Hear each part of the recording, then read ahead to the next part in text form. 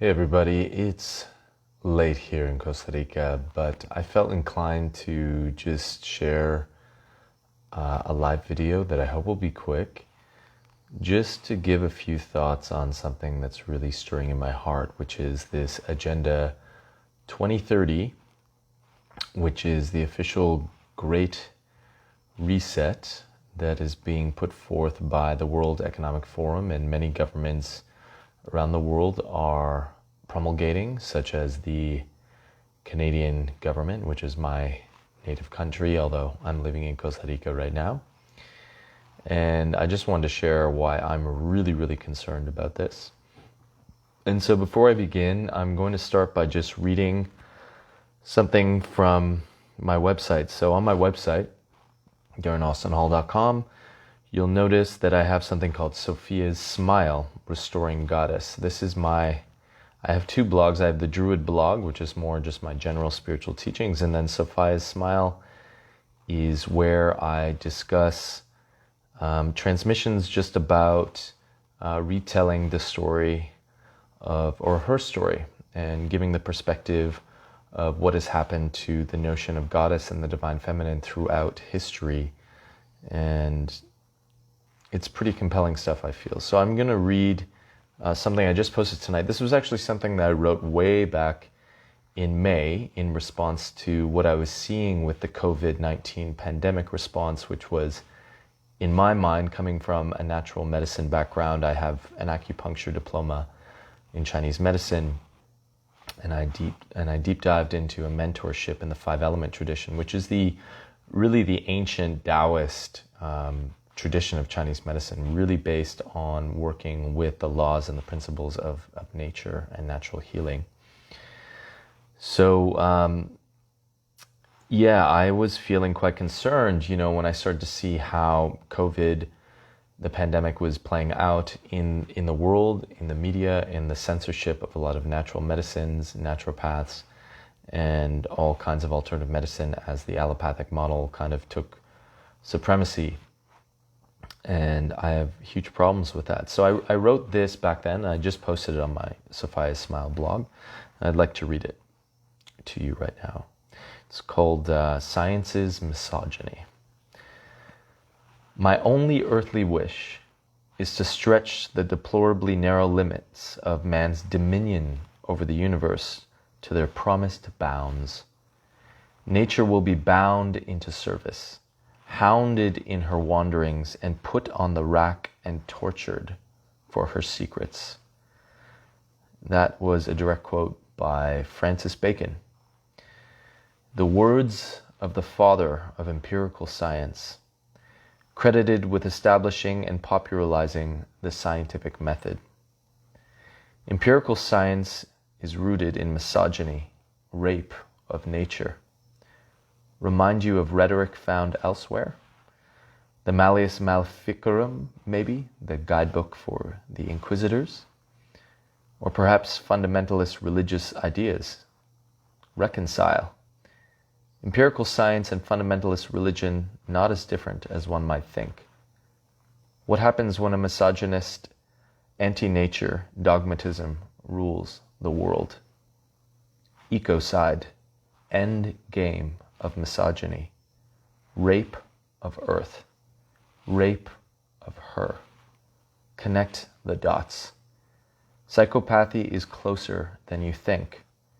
Is an AI techno-tyranny justified in the face of the current pandemic? How many freedoms are you willing to give up? House Resolution 6666 passed May 1st. Do you want robo-dogs tracking your social distancing?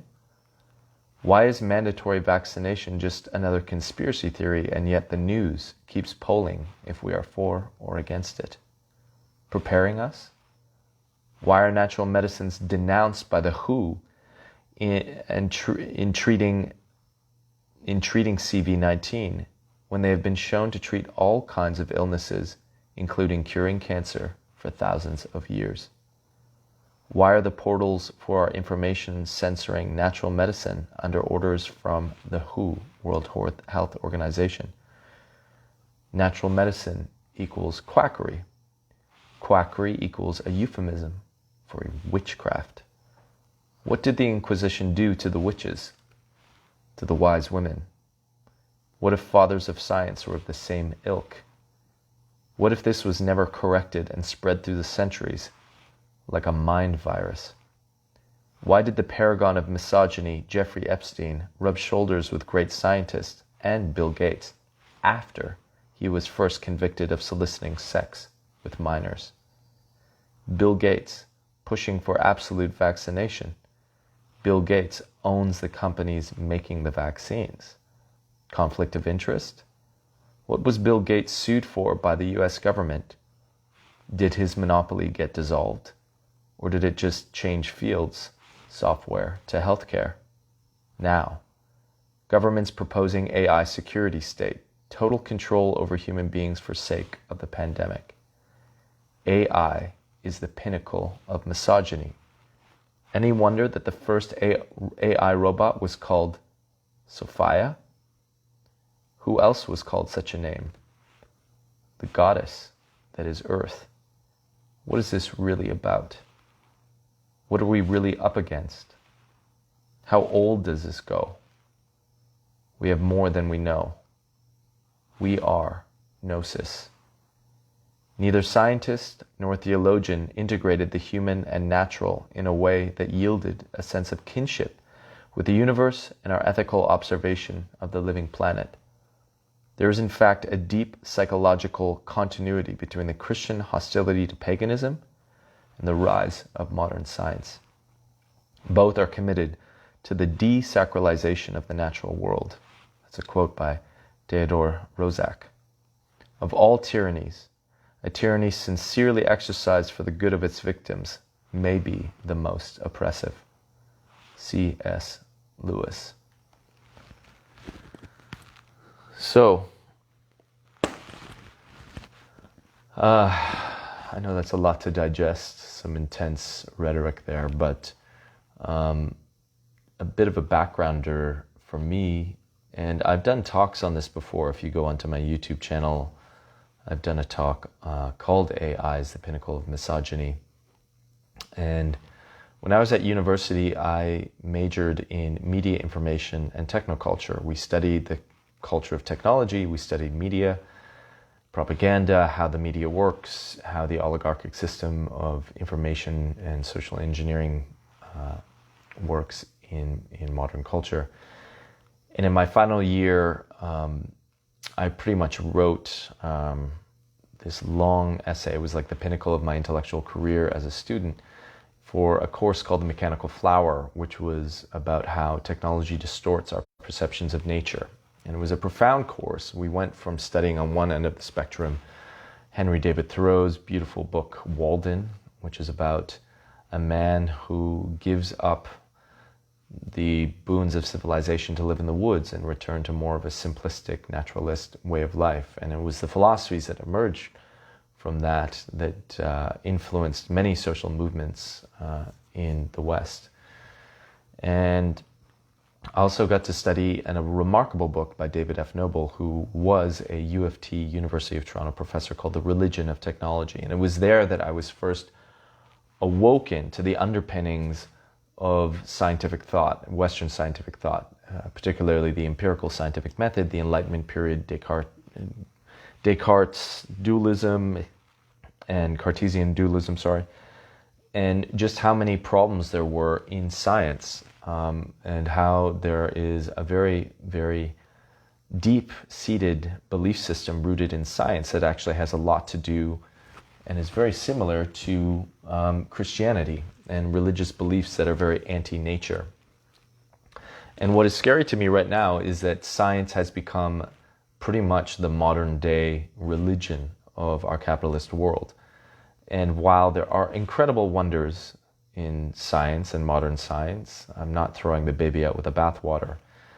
There are some huge problems with the empirical method and with science in general that are not being checked.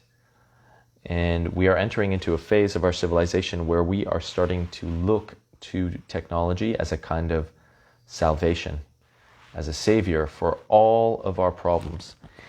In fact, if you actually go on to the World Economic Forum's website, which I recently did just to get a deeper sense of what this Agenda 2030 is all about, you will find some very curious things, including a whole section on what is known as transhumanism.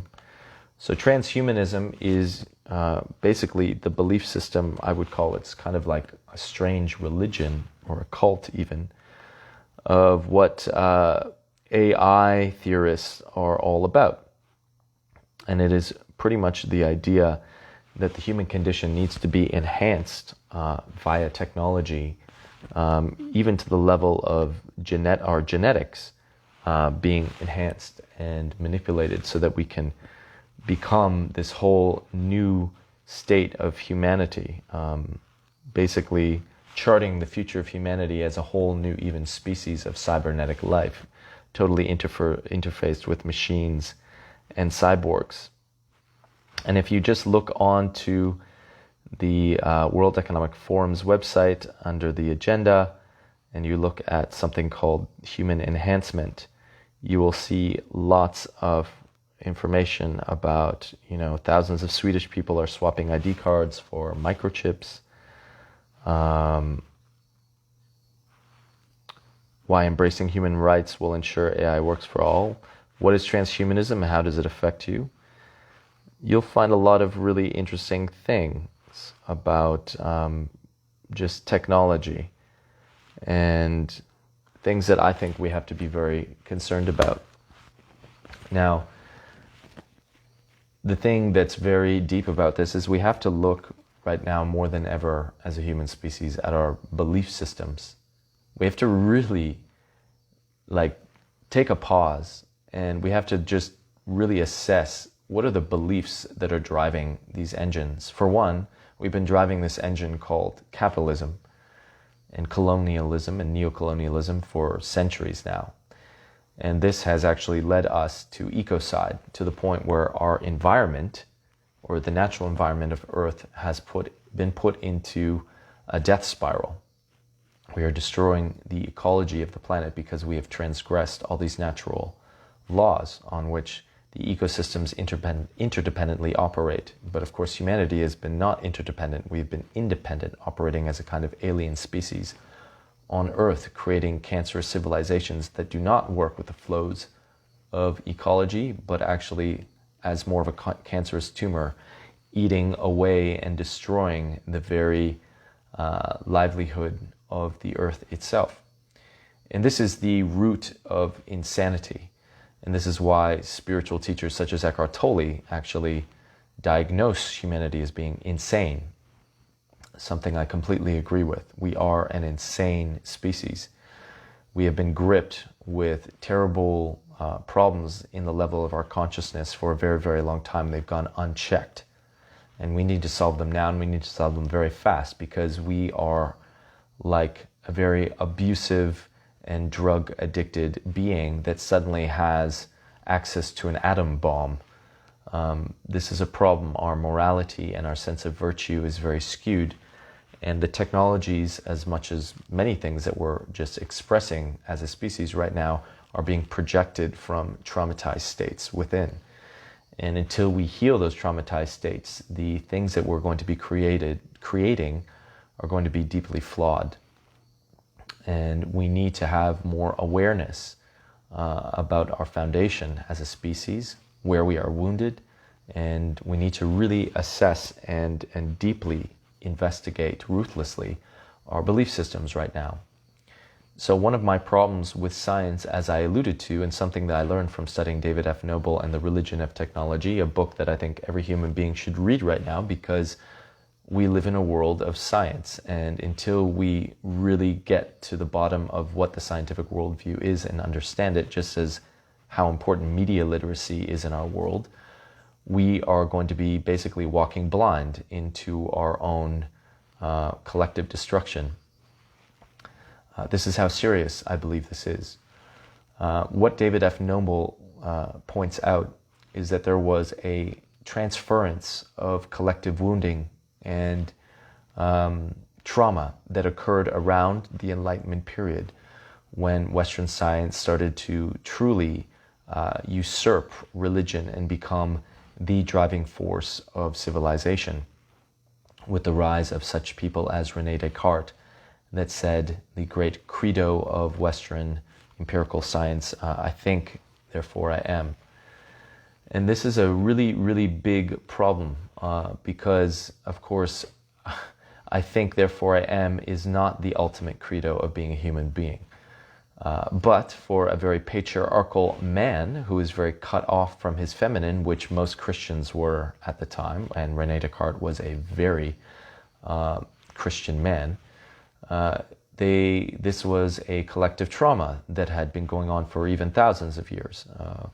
Women being oppressed, men oppressing women, and the women in man too, the woman in man, the feminine principle in the masculine, in men and in the world, being oppressed, raped, destroyed, controlled, to the point where, as I alluded to in the first blog post I wrote, that the rape of Mother Earth is the great raping, the great endgame of this misogynistic patriarchal culture, in fact. All of this pain, all of this distortion in our consciousness was passed on into science, into the scientific worldview. I think just the quote that I read at the beginning of this talk by Francis Bacon alludes to that enough. And when you just take a look at the pitfalls of science, how it is, especially empirical science, and what it has done to the qualitative sciences of the world, the more ancient sciences of the world, which I knew when I was practicing Chinese medicine, because I was at the forefront of being in a battle against quantitative and qualitative science, masculine and feminine worldviews.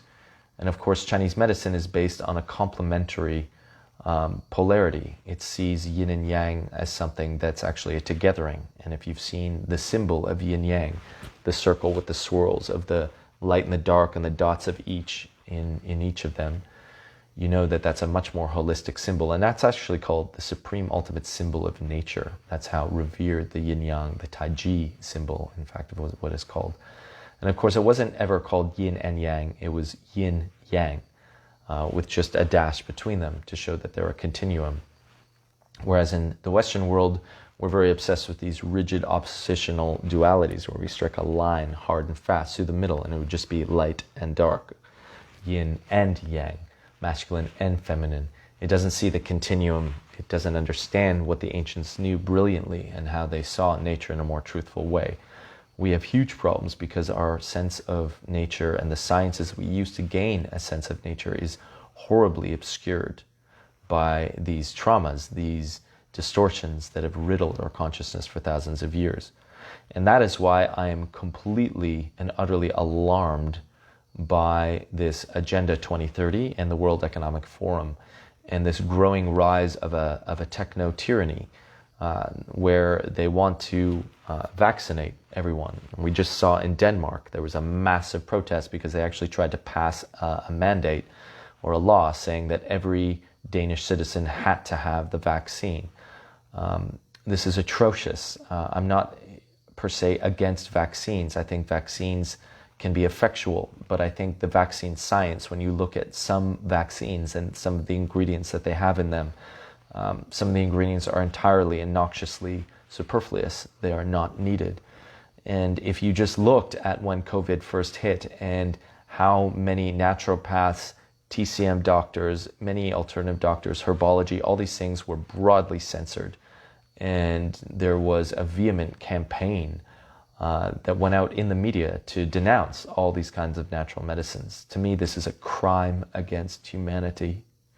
These medicines have been utilized for thousands of years compared to the little child who has shown up in the medical field called the allopathic model that has been around for a few centuries with no respect for its elders. In fact, it spits in the face of the 5,000-year-old Chinese medicine tradition. I should know, when I told my allopathic family doctor that I was studying Chinese medicine, his first response was, "Oh, you're ruining your life." This kind of condescending arrogance is built into the patriarchal framework of the medical science community. And again, I don't mean to be, in some ways I mean to be harsh because I want us to wake up. I want us to have a Scorpio sting on this matter.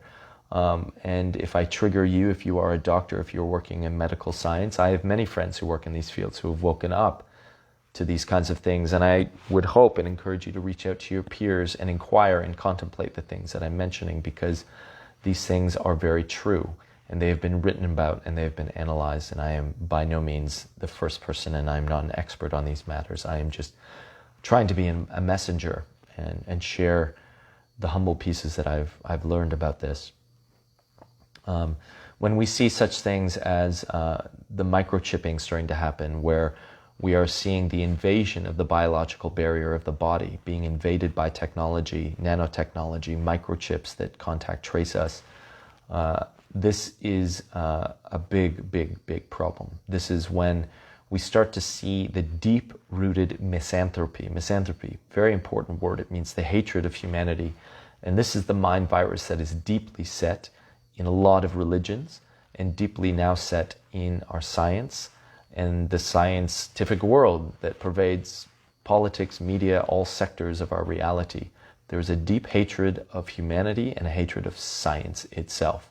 And if you delve back into the original seeds in religion, you will see this in the Christian religion dogmatism, for instance, of the fallen world that sees Earth as a fallen paradise that can be raped and manipulated, that humans are supreme, the animals are brutes and savages, and that we are supposed to get off planet to this other ethereal world called heaven, and eventually Earth is just going to burn in hellfire in the endgame Armageddon scenario, the total war at the end. This is all the script that is just there in all religions.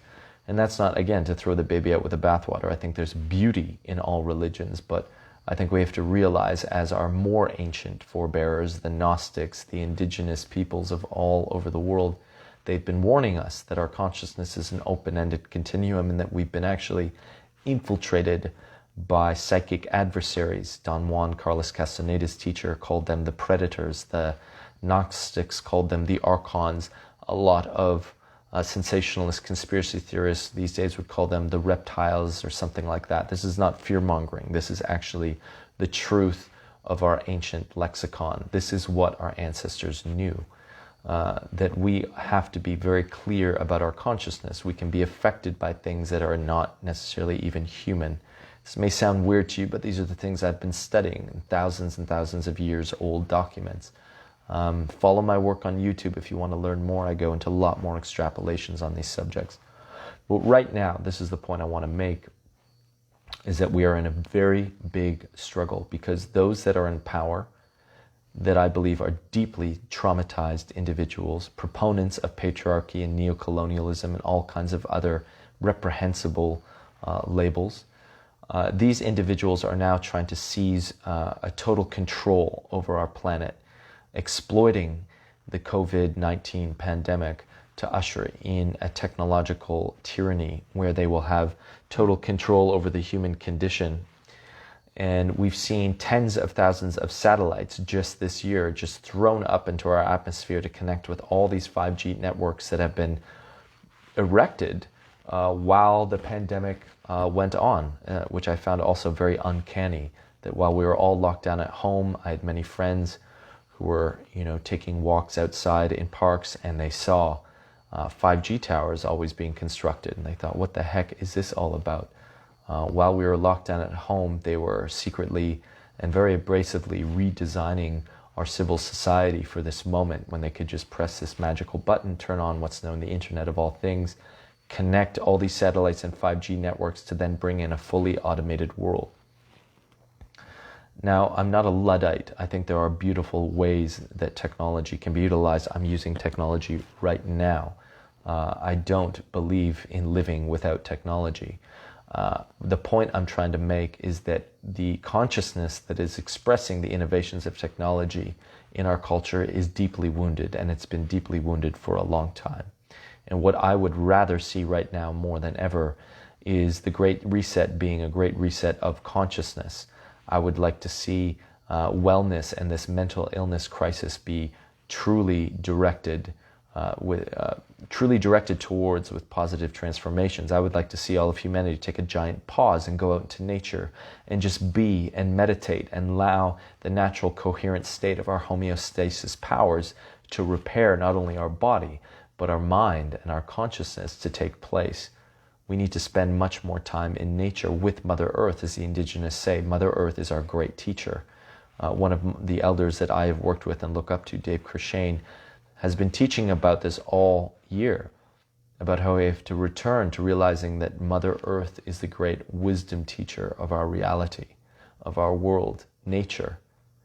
If you look back at all the great masters of spirituality and scientists, they all learned from the same teacher, nature. We don't need to enhance humanity with microchips put into the body. We need to expound the great natural medicines of such things as yoga and realize that some of the great yogis were able to enhance our genetics and their humanity and our powers tremendously, just doing natural things. There are profound things in nature that we have turned away from and lived in the closed worlds of cities for too long. There are those of us who know everything that I am sharing right now, and we will be the resistance. We are the ones who are going to move away from these systems of total control that are being erected right now, and we will buttress ourselves on this planet in alliance with Gaia and a re-enchanting and a rewilding of this world. And there we will start to express technology and arts and beautiful, beautiful things that will mesmerize those who are unawakened to these principles, because they will see when the human being is enhanced through nature, through its natural state, that the credo that John Keats put forward, the great poet, the great pastoral poet, truth is beauty, beauty is truth. That is all you need to know on this mortal life. And the beauty and the truth is all around us. It's Mother Earth. And the end to the great environmental crisis will be when we go to her for our teachings. She, Goddess, is the Savior. As in, a beautiful little insect flicks me in the face. Nature is our Savior. Not all this technology, not the human mind, the wounded human mind. We need to heal at the level of consciousness. I dare say if I was president of the world, I would throw so much funding into a great reset year where we would heal our consciousness, where psychedelic medicines, plant medicines such as ayahuasca, iboga, peyote, indigenous peoples, shamans, and leaders would be put into power to guide our species back into correction, to guide our species back into nature, into remembering what it really is to be human. First, before we put anything in our bodies, anything technological, chips, we need to remember what we are naturally in our natural state, because we have gone and veered so far wayward from that natural dharma. So, if you feel what I'm saying and you want to resist this techno-tyranny, start to go to the earth in your meditations and your prayers every day, because she is very loud and proud right now. She is awakening. This is also ancient prophecy. And she wants to naturally advance us into new evolutions of our excellence and our being and our glory, just through the natural medicines of awareness and presence. We can heal so much by the power of nature. And I hope that we can all come together in this sacred solidarity and realize the beautiful salvation that is already right there in every breath, in these wonderful bodies, in this original blessing that we are and that all is.